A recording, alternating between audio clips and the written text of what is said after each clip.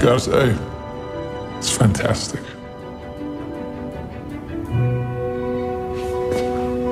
Say that again? It's fantastic.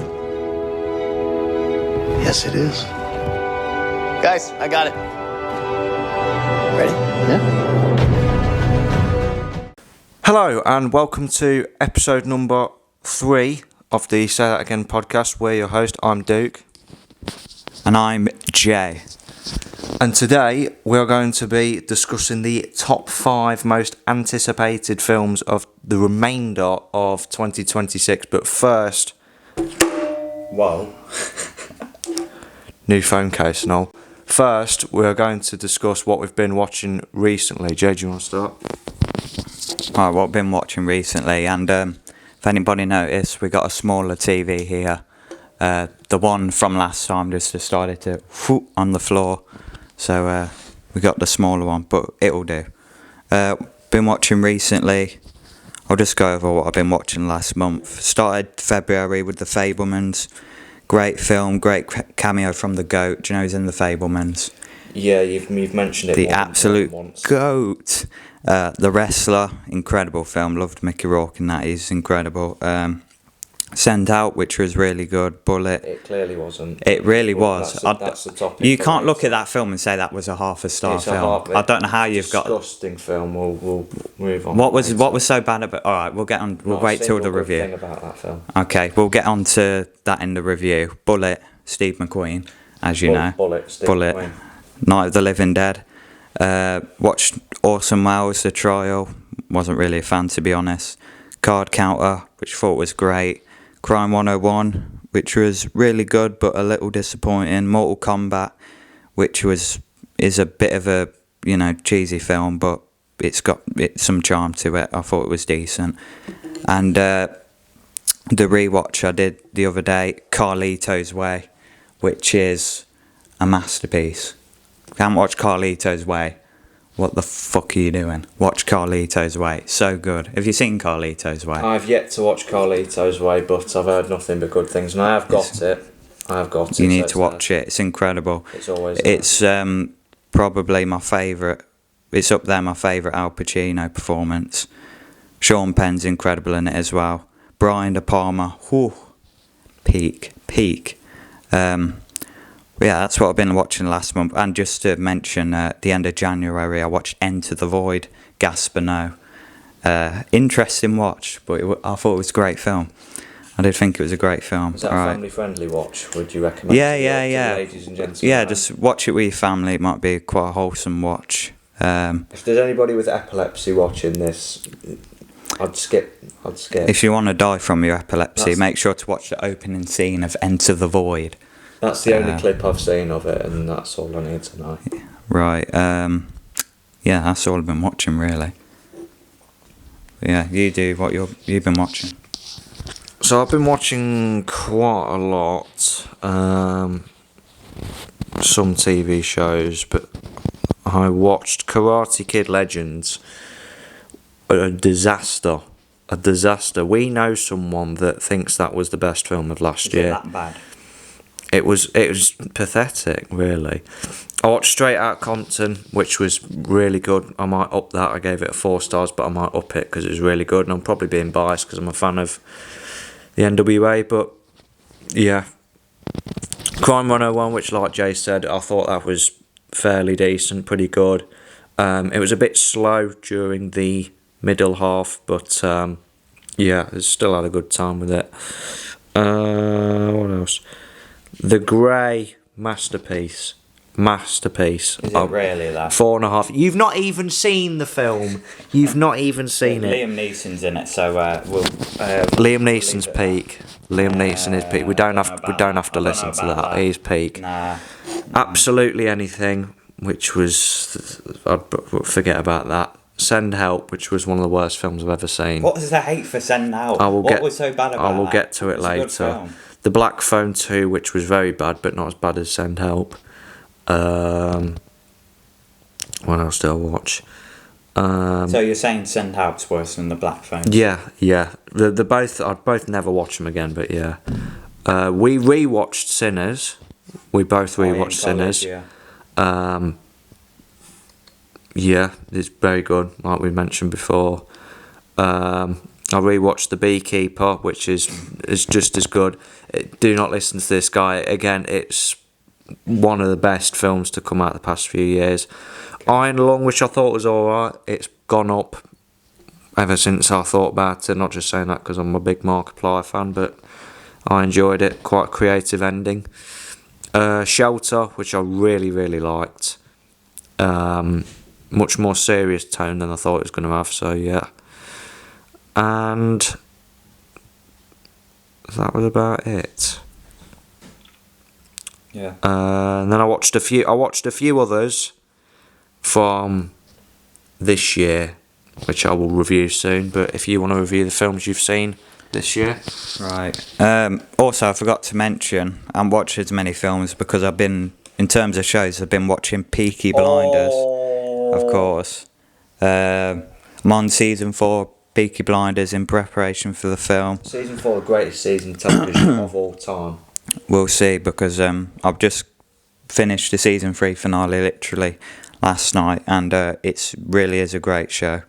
Probably don't like it as much as this guy, of course, because you know. It's one of the greatest things to grace humanity. Yeah. Right. So what we're doing? Reviewing films I watched. What should we start with? Crime 101. Should we just start with that? As well, yeah. Yeah. All right. Considering we're both seen Crime 101. Yes, Crime 101. When I saw the trailer, I thought it looked pretty good. I didn't think it was going to be incredible or anything, and it was really good. It was really good. I'll probably give it like a 7 out of 10-ish, around that margin. But a lot of Marvel actors in it. You got Chris Hemsworth, Mark Ruffalo, Halle Berry, Barry Keoghan, but Nick Nolte as well. But they're all great in it. And Barry Keoghan was a bit of a nutter in it. I don't know who he was playing, but he's a fucking psychopath. And some really good high scenes. And I like Chris Hemsworth's car in it. It's a car from Bullet, Steve McQueen. It looks a bit like that. And just great performances all around. It's got the vibe of a Michael Mann film, Heat vibes, Thief vibes a little bit, and it is basically just Heat. But yeah, obviously not nearly as good as Heat, but still good film. Don't really know what else to say about it. Yeah, it was fairly good. Yeah, I've got the same opinions pretty much. I enjoyed it. The first 20 minutes and the last 20 minutes I thought were pretty exceptional, especially the last 20 minutes when it all comes to a conclusion. Like I say, no spoilers. But yeah, Hemsworth was great. He sort of reminded me of Ryan Gosling's character in Drive. Yeah. Sort of that socially awkward, not talking kind of guy. I'm not sure on what he said in an interview, though, about two characters from Supernatural. Yeah. I hope that he's never seen the show because Hemsworth, if you know what you're talking about, you're a sick guy. But, really enjoyed it. Barry was great. Can't wait to see him March 6th in Peaky Blinders, The Immortal Man. He's going to kill it. We always got to link it to Peaky Blinders. He's going to kill it. Yeah. But everything else was fairly decent. But yeah, I had a good time. I'd recommend it. Probably get it on Blu-ray. Well, that's broken again. The next one I watched, let me pull it out. You've seen more than me, I think, so far. Yeah. In terms of new releases. Send Help. Right, I'd like to see an explanation for this. Not funny film. I wasn't ha-haing like I wanted to be ha-had. The performances were so over the top and weak. Like, I know Sam Raimi has a form of doing over the top. Like Evil Dead trilogy, one of my favourite trilogies. Same with the Spider-Man trilogy. But they knew how to rein it in. They knew how to sort of contain themselves. This film was just wacky for wacky's sake. It was a children's film through and through. Children's film. You see film. The blood where she kills the fucking pig. The blood in this film and the gore was so over dramatic The eye squeezing scene, the CGI, it looked like something from Zach's films, and that's no disrespect to him. I'm just saying that's what it looked like. Zach's film? Yeah, or Zach, I forgot his name, but the guy that used to do. You guys know what I'm talking about. Zack Snyder. Not Zack Snyder. No, he's one of the greatest directors of all time. But yeah, I wouldn't recommend it. It just felt cheesy. It felt forced. And it's ironic that they did a film set on an island when another island in real life is getting some certain leaked facts about it. So, so Sam Raimi, you're on the watch list, my friend. But yeah, really disappointing from Mr. Raimi. You've clearly lost a step, but hopefully you can gain it back because he's made some bangers before. So you never know. But yeah, hated it. Probably going to be the worst film of the year. Okay. Right, Send Help's not that bad. Let me get on to Send Help. Send Help was a really good film. Dylan O'Brien and Rachel McAdams were great. I don't know why you're saying like it's so over the top and stuff. It's meant to be like that. It's meant to be like that.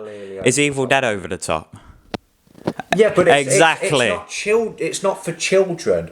It's not. Neither is Send Help. Yes, it clearly is. How is Send Help for fucking children? Right, remove those gory scenes, and it's completely for children. The way the actors were acting in that was so over the top. It's not. It wasn't over the top. The only thing I would wasn't really big on the film was the ending. The ending was awful. I didn't really. The last bit with Rachel McAdams in the car when she's back from the spoilers, by the way, back from the island. I've just spoiled the film, but yeah. You can. We'll put a timestamp. Yeah. But I didn't like that ending. But apart from that, I really enjoyed it. I had a lot of fun watching it. I just thought it's just like a couple of great scenarios where it's just them trying to outwit each other through the whole film and trying to survive. It's like Castaway mixed with Misery. With like a twist. It is like Castaway mixed with Misery. Have you seen Misery? I've not seen Misery, but I've seen Castaway, and it's Castaway stuck on an island. Misery, it's where but Castaway's got heart. It's got passion in it. It doesn't have goofy scenes where animals get killed in the most ridiculous ways. My favourite film where animals get killed is a film called Animal Farm. We'll move on from that. Yeah. If you lot know, then you know. Send Help was really good. I don't get the hate. I think it was really good. Yeah. If you want to watch something about somebody being stuck on an island and trying to get off, there's 8 seasons of Arrow that can perfectly supply that for you. Let's see what else. My internet's bugging out, so I'm just going to have to remember off the top of my head. The Iron Lung. I enjoyed it. I thought it was alright. When I got out, I thought it was okay, and then it's climbed, in my opinion, just because it's a directorial debut, and it was so original. I know it's based off of a game, but it felt so original, and it felt so unique, and I know what the game's about, and I know that the game's very limited, and they managed to do a lot in that 2 hours and 7 run time with Markiplier, Mark Fishback being stuck in the little submarine. And the last 20 minutes were visually great, but yeah, there were some weak bits here. Some of the plot points were a bit weak, and it did drag on throughout the middle half. But it's a directorial debut from a YouTuber. Like, what do you expect? And he doesn't have any ego. He doesn't have any ego, unlike Chris Stuckman. So yeah, I'm probably going to get flack for that, but I don't care. Yeah. Apparently, Iron Lung grossed more than. I forgot which film it was, but there was a new block. I think it was Crime 101, I'm not sure, but it grossed more than that from a directorial debut from a YouTuber. So apparently it was a feat. But I haven't seen Iron Lung, so not yet, but we'll watch it. So Primate. What can I say about Primate? It's just alright. It's the definition of a mid-film. No, the acting was solid, I guess, especially from... what's her name again? I forgot completely. Johnny something. Great performance, Johnny something. Yeah, from Dexter New Blood. Yeah, but this film was just so predictable. It's everything the marketing showed it to be, which is okay when the film's marketed and presented as the marketing showed, you know, in the trailers, but there was just nothing really shocking about it, or, you know, really that fun about it. It was some of the kills were cool, I guess, but it was just a basic one location kind of horror. But I like to see Curious George finally snap and you know, manhandle some people, so that was pretty cool. But yeah, I kind of forgot about it like a day after I watched it, so that's not good. But it was just alright, you know, there's nothing that memorable about it at all. And yeah, not much to say about it. It was okay. Yeah, I tried to catch that one in the cinemas, but it just disintegrated among being released, so Yeah. it clearly isn't that special. Then the last two films I watched that came out this year, one of them technically didn't, but it released in the UK this year, so I'm counting that again.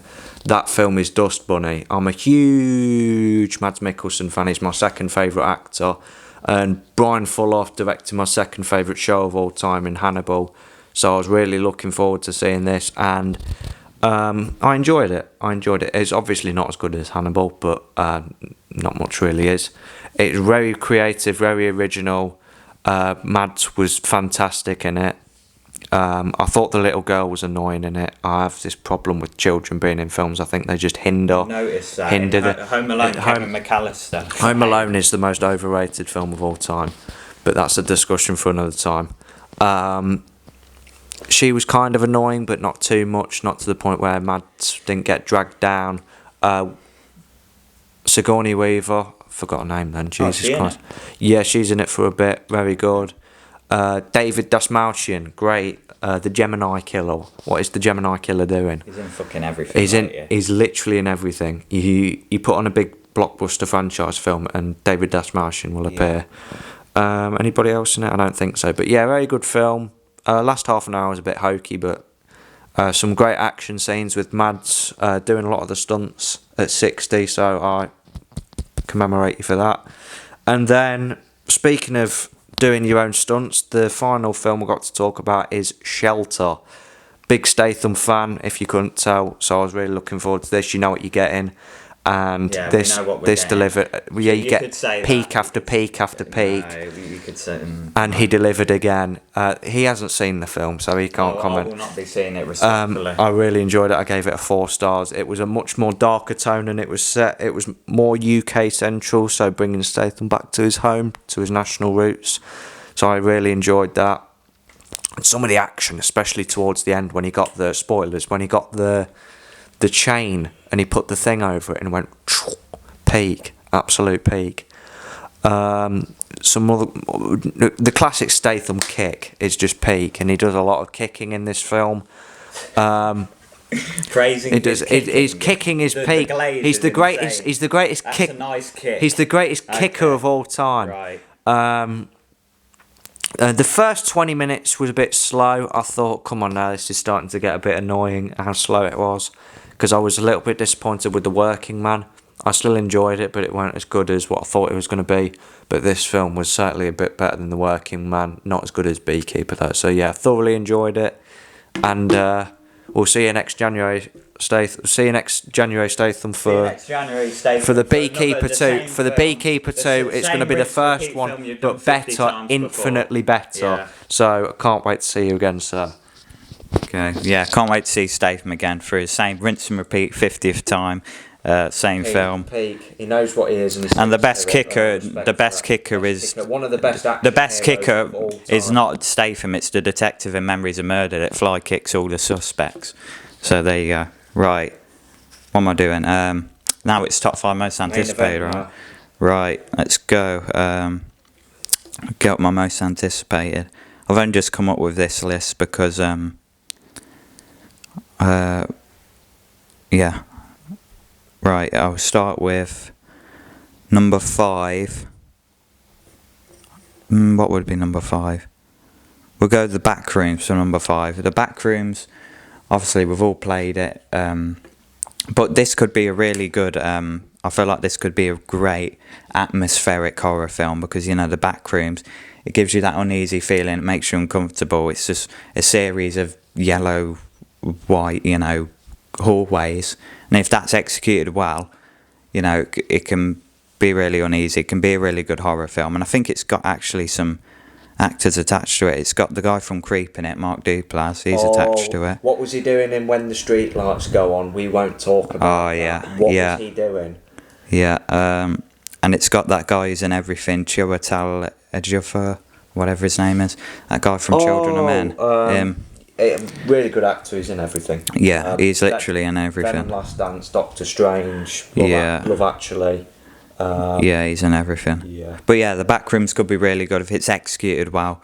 The director, I think he invented the idea of the Backrooms. The director's only 20 years old. So it's probably like the youngest director for a Bollywood film. Like future, he's like Ryan Coogler started out young. When did Ryan Coogler start? I'm interested. Fruitvale Station was his first big film, and he was he in his 20s then? I believe. 27. Okay. Damn, that's his best film in my opinion. But yeah, the Backrooms. I swear Kristen Miliotti's in the Backrooms as well. No, she's not. I swear I thought she was attached to it. I thought it was a rumour. What is Sophia Falcone doing? Oh, Sophia Falcone. But yeah, Backrooms could be really good. I got faith in that film. Could be one of the better horror films of the year.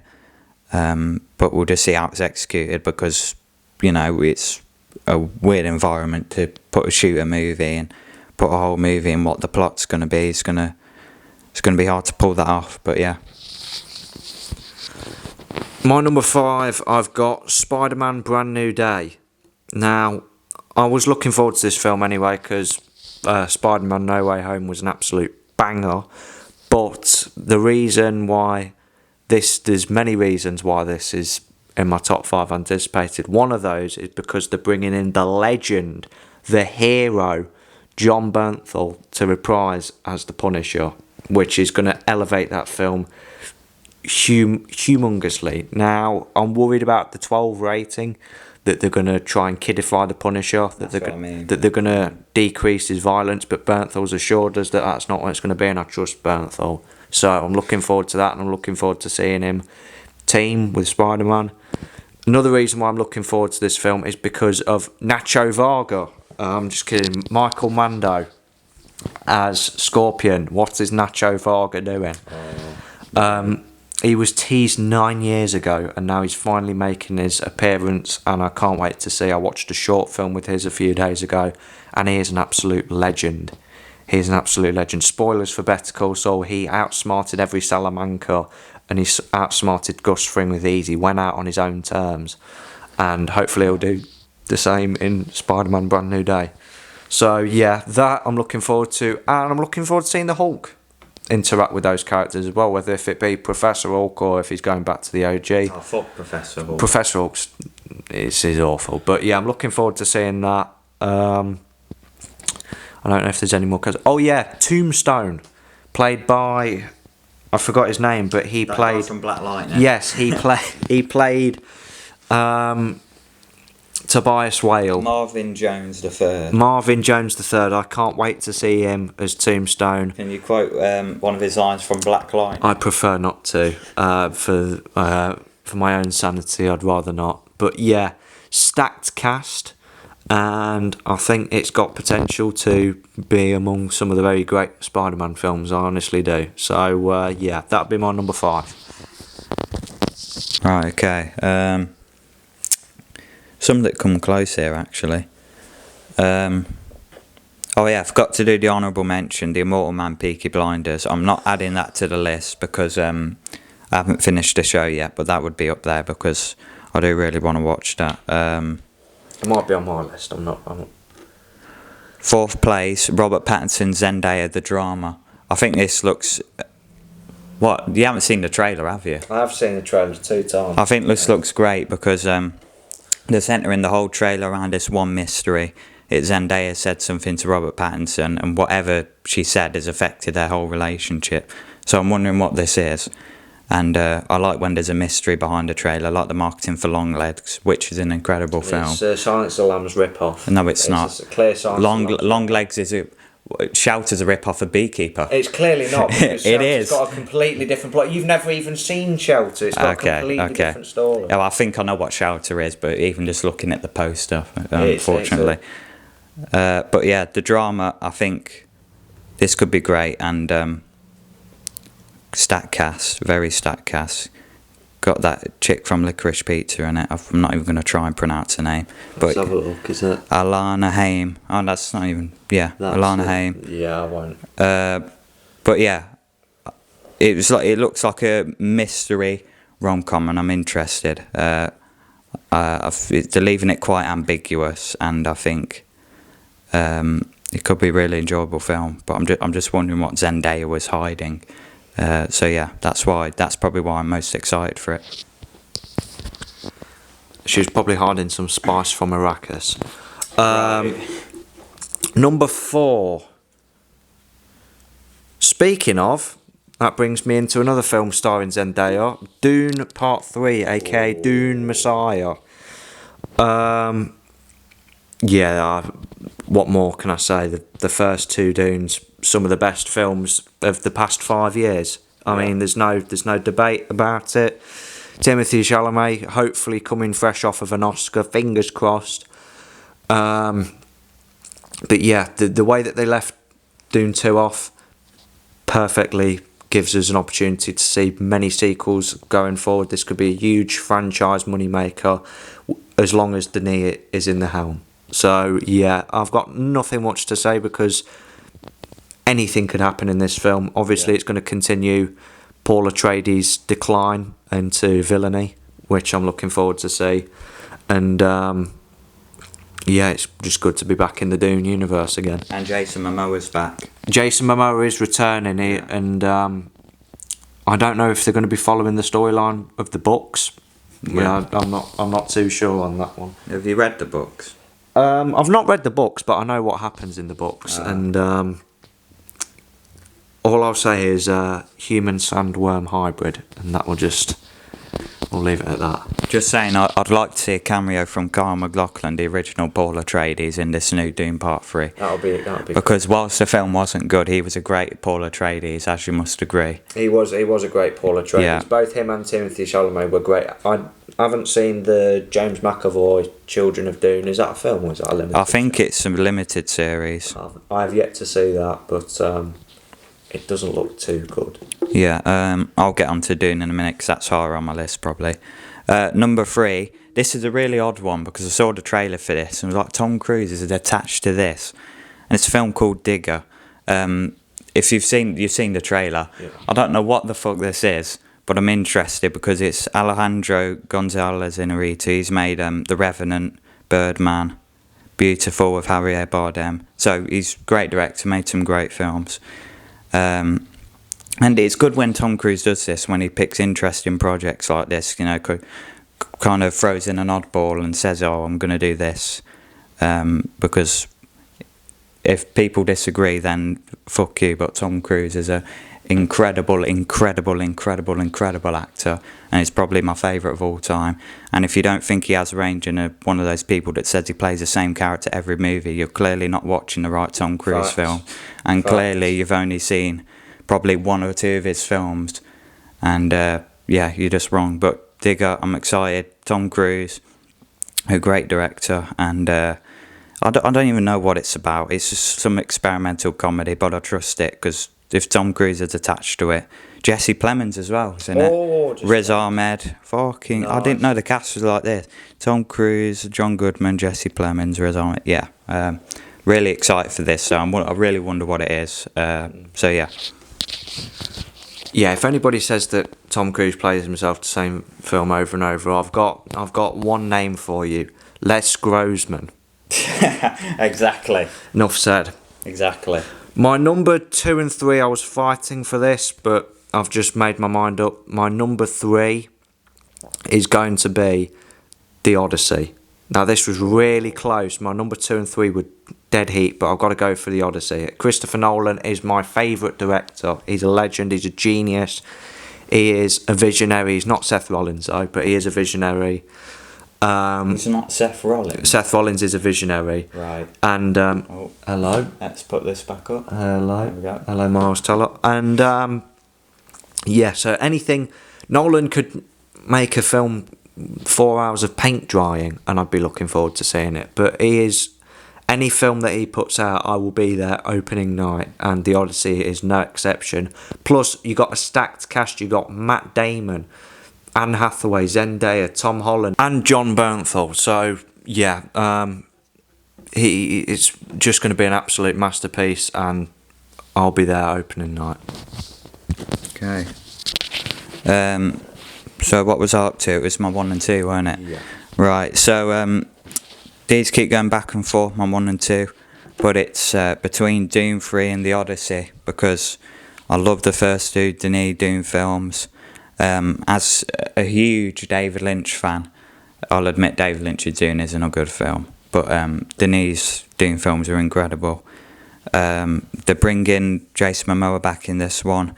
Anya Taylor-Joy's going to have a bigger role as well, because she was kind of teased in the last film. And yeah, I think this will be kind of shocking to some people, because I bet some people aren't expecting Paul Atreides to become a villain or just kind of a bad guy, because he's made out to be, the unsung hero or whatever. But yeah, really excited for this. I know it's going to be visually incredible, just like the first two, and I know what's it called? I know the performances are going to be top notch. Timmy just coming off of Marty Supreme, which I think is his best performance. But yeah, he's going to be incredible, and I have full faith in this movie. There's no way this is going to be bad. It's one of those. It can't be bad. It can't be. But yeah, there you go. My number 2 is going to be Avengers Doomsday. Now, I'm a huge Marvel fan. I've loved it my whole life. And even though the last 5 years, I will admit, we've been on a bit of a downer with the Marvel Universe, I'm still looking forward to this, because it's bringing in everybody. It's bringing in everybody, including Professor X and Magneto, which is going to be absolutely incredible. And we don't know who else is going to be in it, but the trailers look incredible. The promotional material looks great, and I can't wait to see, even though I was sceptical at first, I can't wait to see RDJ as Doctor Doom. Can't wait to see what he brings to the table, what kind of version he's going to be, if he's going to be like the Superior Iron Man version, or if we're going to see Superior Iron Man, hopefully played by Tom Cruise. But yeah, Chris Evans coming back as Steve Rogers. Chris Hemsworth fresh after his hot take on Supernatural for Avengers Doomsday. And yeah, anybody could be it. These guys could be in it. You never know. No, these please guys, don't, these guys please could be in don't. it, and with a runtime of 3 hours and 45 minutes, it's destined. Yeah, it's destined for greatness. So yeah, eagerly anticipating that. I mean, I literally go to sleep with the clock, the Doomsday clock on. So.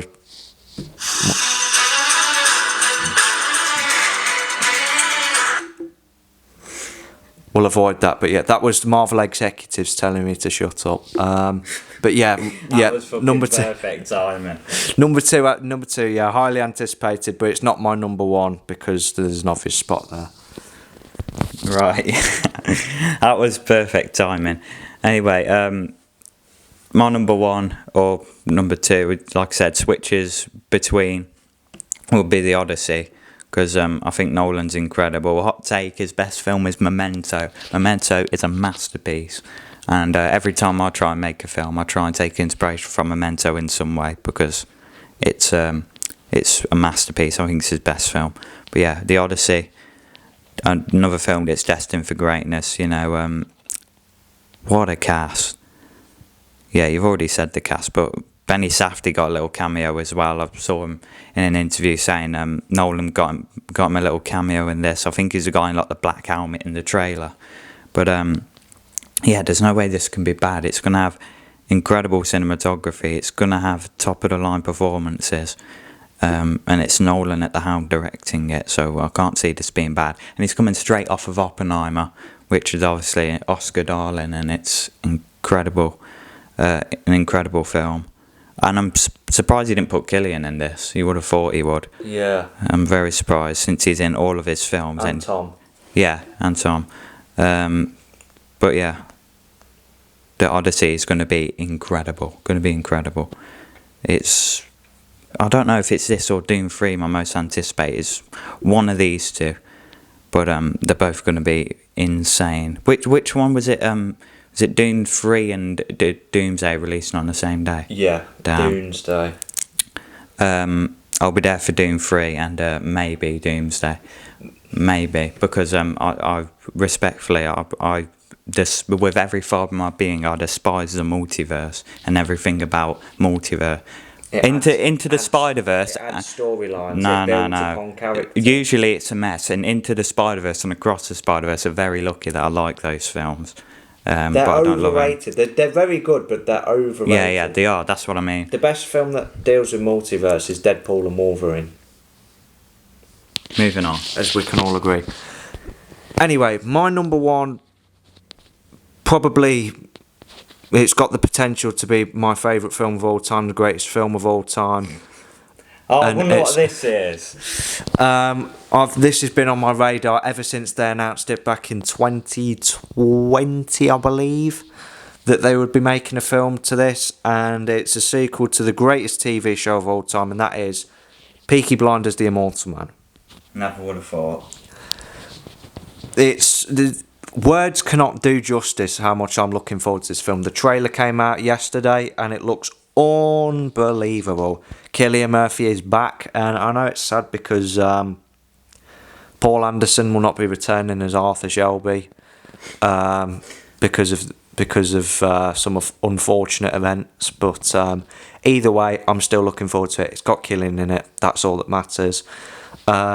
Takes place 7 years after the events of season 6, so I'd like to see how they continue from those events. I will not spoil anything, but and it's got a stacked cast as well. We've got some new characters in there played by Tim Roth, Rebecca Ferguson, Barry Keoghan, who we mentioned previously, the guy from Steve I've seen in the trailer.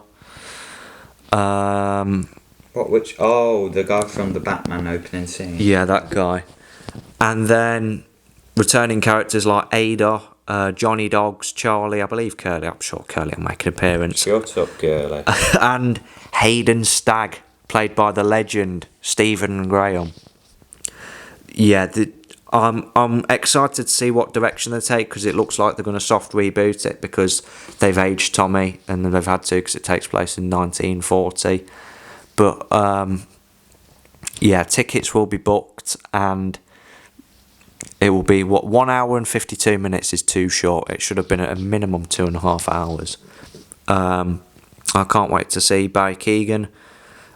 I can't wait to see... I know this is stupid to say, but I can't wait to see Cillian Murphy just back again, because it's been 4 years since we've seen Tommy Shelby. It feels like an eternity. But I can't wait to see him and how that segues into the new show that they're going to be making later this year. So yeah. And it's coming out soon, so yeah, really looking forward to it, and that'll be my number one,